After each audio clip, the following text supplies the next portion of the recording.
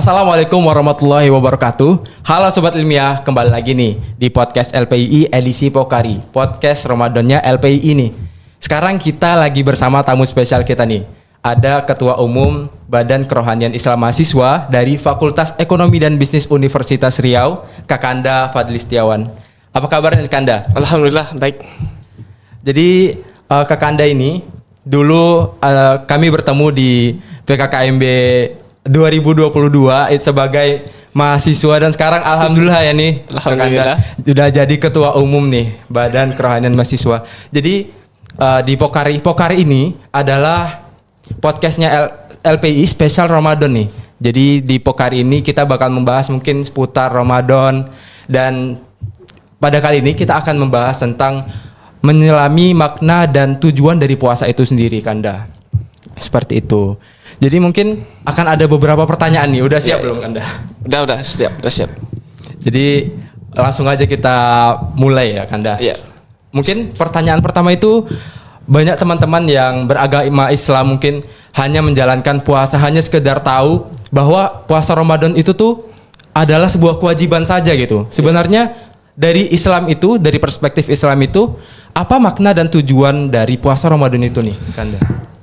Oke, baik. Bismillah. Kalau kita ingin mengetahui tentang esensial ataupun tujuan dari puasa itu ya, jadi kita kembali lagi kepada firman Allah Subhanahu wa taala itu di Al-Qur'an surah Al-Baqarah ayat 183. Allah menyebutkan di situ, ya ayyuhalladzina amanu kutiba alaikumusiyam kama kutiba alal ladzina min qablikum la'allakum tattaqun. Allah itu memerintahkan kepada orang-orang yang beriman, ya tentunya kepada kita, ialah orang-orang yang Islam ini.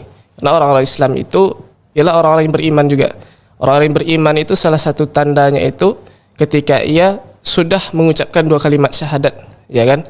Itu sudah termasuk ke dalam orang-orang yang beriman.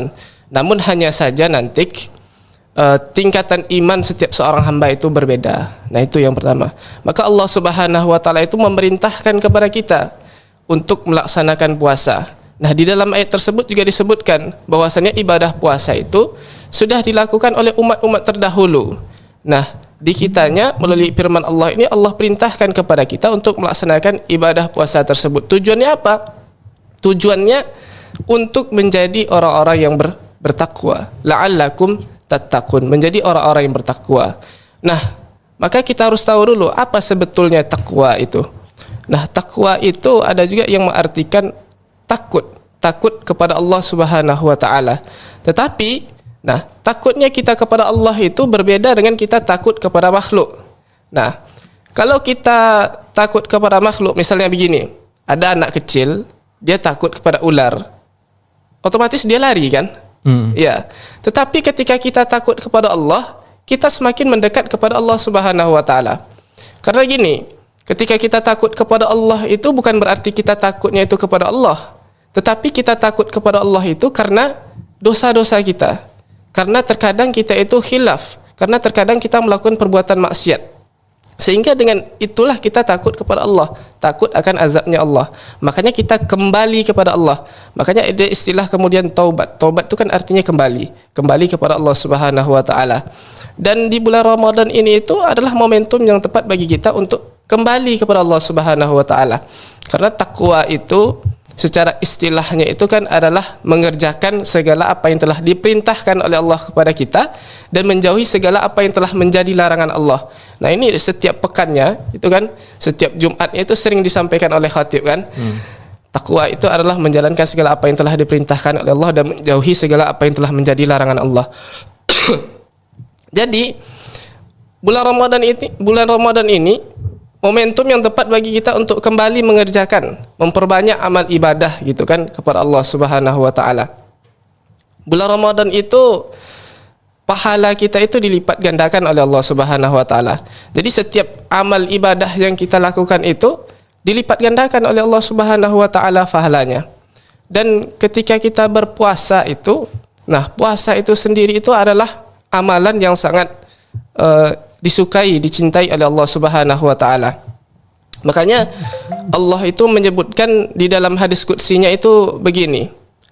Setiap amalan anak Adam itu adalah untuknya, kecuali puasa. Puasa itu adalah untukku dan aku yang menilainya. Kenapa? Karena ibadah puasa itu sifatnya rahasia. Jikalau kita nggak kasih tahu, misalnya nih, saya sekarang puasa. Kalau di bulan Ramadan otomatis kita semua puasa kan, dan kita otomatis menilai orang itu berpuasa. Tapi apakah kita tahu nanti kalau seandainya orang itu misalnya tadi siang dia sudah minum, tadi siang dia sudah makan? Enggak kan? Makanya ibadah puasa itu langsung Allah yang menilainya. Nah, begitu kira-kira. Langsung Allah yang menilai kadar pahala dari ibadah puasa seseorang itu bagaimana sih? Kan gitu. Karena itu tadi, puasa itu adalah ibadah yang rahasia yang hanya kita yang mengetahuinya dengan Allah Subhanahu wa taala. Dan ketika kita berpuasa itu bukan hanya sekedar menahan makan dan lapar saja, menahan makan dan dahaga saja. Makanya disebutkan oleh baginda Nabi Muhammad itu, banyak dari hambaku ia melaksanakan puasa tetapi hanya mendapatkan lapar dan haus saja. Mengapa? Karena di samping itu kita juga harus menjaga panca indera kita. Kita juga harus menjaga lisan kita yang termasuk panca indera yang ada di anggota badan kita. Jadi ada hal-hal yang mesti kita jaga. Jangan sampai kita melakukan perbuatan yang sia-sia. Makanya disebutkan di dalam hadisnya itu begini. Puasa itu adalah tameng bagi kalian. Nah, jikalau kalian berpuasa, maka janganlah kalian melakukan tindakan atau perbuatan yang sia-sia. Janganlah kalian berkata perkataan yang bodoh atau perkataan yang sia-sia. Artinya apa? Kita mesti menjaga perkataan kita. Jangan sampai perkataan kita itu misalnya perkataan yang mengandung fitnah, perkataan yang mengandung ghibah, begitu. Kemudian jikalau di antara kalian itu berpuasa, kemudian ada yang saling mencela, makanya katakanlah saya sedang berpuasa. Begitu kira-kira, Bima. Jadi buat teman-teman nih, jadi makna dan tujuan itu adalah meningkatkan ketakwaan. Jangan pada mokel nih, jangan pada mokel dan jangan bergibah gitu di siang hari ya teman-teman. Mokel itu kalau di siang hari dia langsung buka gitu ya? Ya, mokel itu kalau nggak salah singkatan dari menolak lapar gitu. Oh, menolak lapar. Jadi karena dia udah lapar, dia langsung buka di siang harinya atau makan gitu kan. Sebetulnya begini, kalau orang yang sudah terbiasa berpuasa itu jadi begini juga. Puasa itu sebetulnya makanya perlu dididik dari kecil. Ya kan? Kalau kita sudah terbiasa puasa itu ya nggak ngaruh. Bahkan kadang orang yang nggak sahur pun sebetulnya kalau sahur itu disunahkan, dianjurkan karena terdapat keberkahan di situ kan. Bahkan terkadang pun kalau kita nggak sahur pun kita juga kuat kok berpuasa. Nah, artinya kembali lagi tergantung kepada niat kita. Kalau niat kita kuat untuk menjalani ibadah puasa itu, maka nggak ada rintangannya, nggak ada hambatannya. Karena yang namanya puasa gini, tentu yang pertama itu menahan lapar dan haus. Kalau kita tidak bisa menahan itu, gimana kita mau puasa? Ya kan? Yang kedua itulah tadi, kita menjaga supaya nilai ibadah yang kita dapatkan itu, nilai ibadah puasa yang kita dapatkan itu menjadi totalitas. Karena begini, rugi sekali kalau kita di bulan Ramadan itu tidak melaksanakan puasa. Karena Rasulullah itu menyampaikan begini, man shoma ramadhana imanan wahtisaban ghufira lahu ma taqaddama min dzambih. Ya kan, barang siapa yang melaksanakan puasa di siang hari di bulan Ramadan itu dengan penuh keimanan. Nah, makanya ketika iman kita kuat, mau lapar, mau haus, mau apapun itu, kita akan tetap lanjut puasanya. Dan pengharapan kepada Allah Subhanahu wa taala atas dosa-dosanya untuk diampuni, maka Allah akan mengampuni dosa-dosanya yang telah berlalu. Nah, begitu. Jadi kalau seandainya kita tidak melaksanakan puasa di siang Ramadan ini, maka itu sangat merugi sekali. Karena tujuan dari ibadah puasa itu salah satunya menggugurkan dosa-dosa kita, menghanguskan dosa-dosa kita. Nah, bulan Ramadan ini adalah momentum bagi kita untuk memohon ampun kepada Allah dan menghapus, menggugurkan dosa-dosa kita. Nah, begitu kira-kira. Kalau misalnya tadi kan ada Fadli menyebutkan nih bahwa puasa itu kita kan menahan lapar, gitu, menahan haus, menahan hawa nafsu. Menurut Fadli nih, bagaimana puasa itu dapat mengembangkan dan membentuk sifat karakter seseorang untuk bersabar, untuk teguh, seperti itu? Jadi begini, sumber dari segala perbuatan manusia itu sebetulnya adalah hawa nafsu. Jadi apapun perbuatan manusia itu, baik buruknya itu dari hawa nafsunya. Itu hawa nafsunya. Karena di dalam diri kita ini ada nafsu, dan itulah yang mesti kita kendalikan. Dan bulan Ramadan ini itu adalah salah satu momentum bagi kita untuk itu tadi, mendidik hawa nafsu kita. Ketika kita berpuasa di bulan Ramadan yang bukan hanya sekedar menahan lapar dan dahaga saja, maka ketika misalnya kita ingin berbicara, maka kita kendalikan pembicaraan kita. Jangan sampai yang pertama pembicaraan kita menyakitkan hati orang. Yang kedua, jangan sampai pembicaraan kita menyakiti hati orang. Kenapa? Karena kembali kita sadarkan, oh, saya sedang berpuasa. Kemudian ketika kita hendak marah misalnya, nah ini kan kembali lagi kepada hawa nafsu, emosi.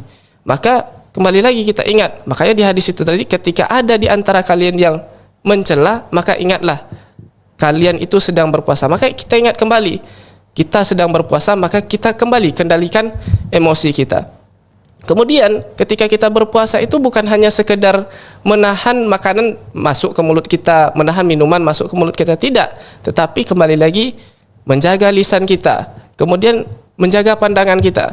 Makanya di bulan Ramadan ini salah satu momentum yang baik bagi kita kembali untuk kembali melihatkan mata kita ini kepada ayat-ayat Allah. Kemudian tubuh kita, jasad kita ini kemana kita arahkan? Kegiatan apa saja yang bisa kita arahkan? Kaki kita atau tangan kita misalnya kita langkahkan menuju ke masjid, kita usahakan melaksanakan solat berjamaah di masjid, memperbanyak melakukan solat-solat sunnah seperti solat sunnah tarawih.